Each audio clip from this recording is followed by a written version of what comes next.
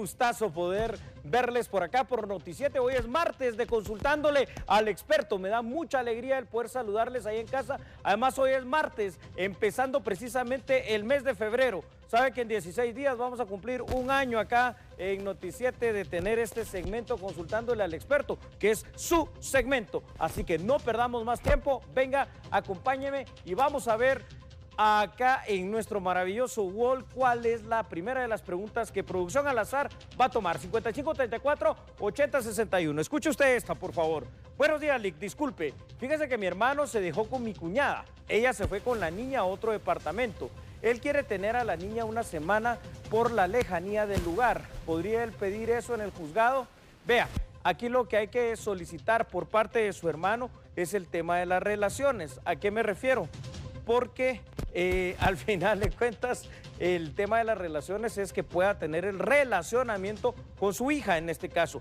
Claro, aquí hay una situación muy importante, ¿no? Y lo importante es que previo a esto tiene que haber también ya un acuerdo, un convenio, algo que esté autorizado por el juez para que pueda pasar lo que corresponde en pensión de alimentos. Y él va a tener precisamente el derecho a tener el relacionamiento que diga el juez. Ahora, que sea una semana, tal y como usted lo está planteando aquí en la pregunta, eso va a ser prácticamente imposible. Le voy a explicar por qué. Normalmente el tema de este relacionamiento va a ser de un día a la semana o 2 días a la misma, por ejemplo el fin de semana o cada 15 días, pero no más tiempo, porque también si no se le hace un daño, ¿verdad?, al menor, en este caso a la menor, que no va a saber porque una semana está con uno, otra semana está con otro, aunque ellos quisieran dividirlo de esa manera. Lo que hay que buscar siempre es el bien del menor, así que esto prácticamente, por lo menos en lo que usted dice en la pregunta, yo lo veo bastante difícil. Ahora, por no decirle imposible, el derecho a tener las relaciones, de poder verla, ni lo dude, sí lo tiene. 5534-8061. Buenos días, Lick, disculpe, fíjese que mi hermano se dejó con mi cuñada. No, esta es la misma, vamos a ver otra. Buen día, licenciado, ¿qué debo hacer? Mi madre tiene una casa, la cual está solo. No tengan pena, miren, aquí vamos a proyectar las preguntas precisamente tal y como usted las pone. La cual está solo con C de derechos. Y mi madre siempre me dijo que me la dejaba a mí, que yo me dediqué toda mi vida a cuidarla y sobre todo cubrir sus gastos. Pero somos 3 hermanos. Ahora bien, mi madre murió en este primer año de pandemia. Ella ya estaba arreglando toda la papelería para mí, pero lamentablemente ya no le dio tiempo. Tengo más de 28 años de vivir acá en esta casa y la pregunta del millón: ¿mis hermanos pueden reclamar parte de la casa? Pues le voy a dar la respuesta del trillón, si usted quiere, fíjese, porque esto es algo que tenemos que aprender los guatemaltecos. ¿Sabe qué es lo que tenemos que aprender? Que de palabra, nada. Porque las palabras, literalmente, cuando se dice que se las lleva el viento, es cierto, y en el tema jurídico lo es más. ¿Por qué? Porque lo jurídico lo que vale es lo que queda por escrito, lo que está consignado en algo, en algún documento. En este caso, por ejemplo, a su señora madre le dijo que esa casa le iba a quedar a usted por las razones que usted expone, pero resulta que nunca lo hicieron a través de una donación entre vivos, a través de alguna forma jurídica en que esto hubiese podido hacerse. Ahora, ¿qué es lo que puede pasar? Pues sus hermanos, cualquiera de ellos, usted misma, para que esa casa pues pueda tener, digamos, algún propietario que no sea su señora madre y puedan hacer algo con ella, van a tener que tramitar el intestado. Y en el intestado son llamados precisamente todos aquellos que por ley tienen derecho a heredar, es decir, usted y sus 2 hermanos. Aquí la única forma sería que ellos renunciaran a esos derechos que puedan tener sobre su casa, pero no se les puede obligar, ¿verdad? Porque al final de cuentas, como no quedó así establecido por escrito de parte de su señora madre, sí puede llegar a pasar que sus hermanos puedan tener junto a usted cada uno el 33.33% de lo que corresponde a esta vivienda. Lamentable, yo lo sé, pero así es. Y todo esto porque no nos gusta a los guatemaltecos hablar de la muerte, hablar del tema de los testamentos, hablar del tema de los legados, hablar del tema de las donaciones. Así que terrible esa situación, pero bueno, igual el intestado hay que iniciarlo. 5534-8061. Hola, buen día. Tengo un problema con una vecina que de la nada me acusa que yo contraté unas personas para que le quemen su casa. Bueno, ¿qué debo hacer en este caso? Yo nunca me he metido en problemas y no sé cómo solucionar esto. A ver, pues usted no se preocupe por esta situación. O sea, ¿qué puede hacer? ¿Le están acusando de qué manera? ¿Se lo está diciendo a usted? Bueno, pues ahí que quede, ¿no? Ahora, si lo estuviera publicando en un periódico, si lo estuviera publicando en una red social o algo así que fuera público, eventualmente podría ser usted una situación de una calumnia o de una difamación como una denuncia, ¿verdad? Por lo menos de esos delitos contra el honor ante el Ministerio Público para que quede ahí un antecedente. Pero que ella diga que mire, es que ella me quiere quemar mi casa, no hay ningún hecho delictivo en esa situación. Probablemente lo que puede haber es alguna paranoia, algún problema hasta mental o alguna situación de problemas personales entre usted y su vecina, pero de eso no pasa nada y no hay ningún tema jurídico que ver en esta pregunta. 5534-8061. Vivo en Estados Unidos. Tengo proceso legal hace ya más de 2 años. El abogado que ya tiene buena parte del pago por el proceso siempre me da las mismas respuestas, que pienso no son verídicas. ¿Qué se puede hacer para saber si él está haciendo el trabajo correctamente? Gracias por su ayuda. Es un proceso de herencias. Ah, bueno, es un intestado. Lo primero que tiene que usted hacer es saber una situación. Los intestados son procesos largos, ¿verdad?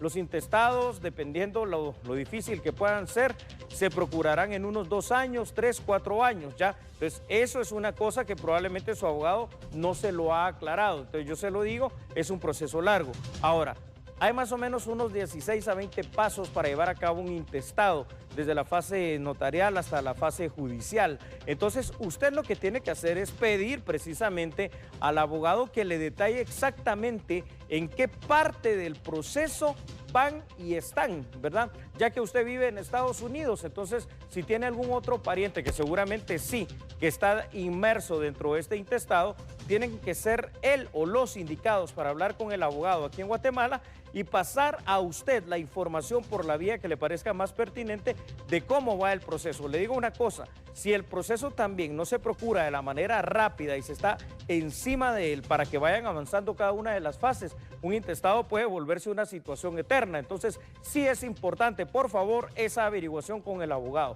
Usted no está en Guatemala, no puede hacer algo más, sus hermanos sí lo pueden hacer, inclusive sus hermanos o los demás parientes que están en este intestado pudieran abocarse allí con el secretario del juzgado en donde se está viendo esta situación del proceso de intestado para saber cuál es la fase y cómo es que está el mismo para determinar cuánto falta. 5534-8061. Buen día. Fíjese que yo puse una demanda de pensión alimenticia y en abril tengo la audiencia. Me pusieron una pensión provisional y mi ex esposo no quiere dar esa pensión provisional.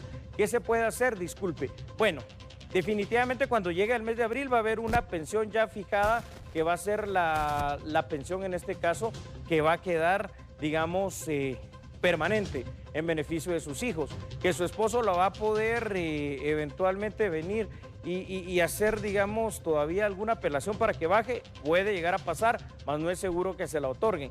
En este momento, mientras eso se pasa para no dejar desprotegidos a los menores, se fija lo que usted dijo allí, la pensión provisional, la cual es obligación, ¿no?, de esta persona, en este caso del papá de sus hijos, pagarla. Si no lo ha hecho, este es el momento para avisarle al juez que si ni siquiera lo provisional estaba pagando, imagínese cuando venga ya lo definitivo. Y entonces el juez que pueda, cuando se apersonen en abril o antes, llamar acá a quien fue su esposo, al papá de sus hijos, y apercibirlo para que pague lo que ha dejado de pagar. Y si no, pues usted ya sabe, ¿no?, lo que corresponde. Lo que corresponde es que si en el plazo en que le da el juez para que pague esto no lo logra hacer, pues puede llegar inclusive a sufrir prisión por no pagar la pensión alimenticia, ya que está dejando de dar la manutención, en este caso la pensión de alimentos. Así que yo lo que le sugiero que su abogado se lo haga saber al juez. 5534-8061. Buenos días, licenciado Talamonti. Mi nombre es Flori.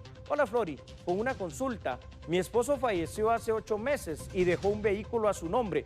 ¿Puedo trasladarlo a mi nombre por ser esposa? ¿Qué debo hacer para ello? No, Flori, le voy a contestar así rápidamente. Es lo mismo que estaba diciendo anteriormente. Claro, acá yo no sé si falleció por un accidente, por violencia o ya había una enfermedad y no se tuvo esta previsión. Pero como el dueño del vehículo, que en este caso es su esposo, quien ya falleció, simple y sencillamente ese carro pues va a morir en su vida útil que tenga a nombre de él. Ya no hay nada precisamente que se pueda hacer para poder trasladarlo. En este caso, digamos que usted se vaya a la SAT y que lo quiera trasladar de una u otra manera a su nombre. Eso no es factible hacerlo. Lamentablemente, esto es parte a veces del desorden que nosotros vivimos. Es una de las situaciones que más preguntan y es una de las cuestiones que lamentablemente pues no es factible hacerlo, ¿verdad? Porque ante la SAT, el propietario, el que podía hacer el traspaso, el que podía firmar el endoso en primera instancia, lamentablemente ya falleció y no hay otra manera de que pueda esto sustituirse. 55 34 80 61. Muy buen día, querido licenciado. Si existe un posible delito o violencia contra la mujer, ella, la denunciante, desea renunciar o desistir,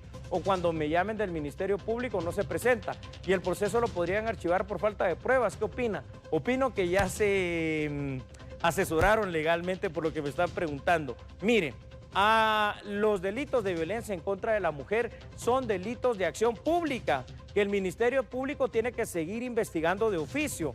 Aunque la mujer diga, ¿sabe qué? Yo perdono a mi conviviente, a mi marido, a mi pareja, o ¿sabe qué? Es mentira lo que yo dije, eso no es factible hacerlo. Entonces, ¿por qué le digo que ya se asesoraron legalmente? Simple y sencillamente por lo siguiente.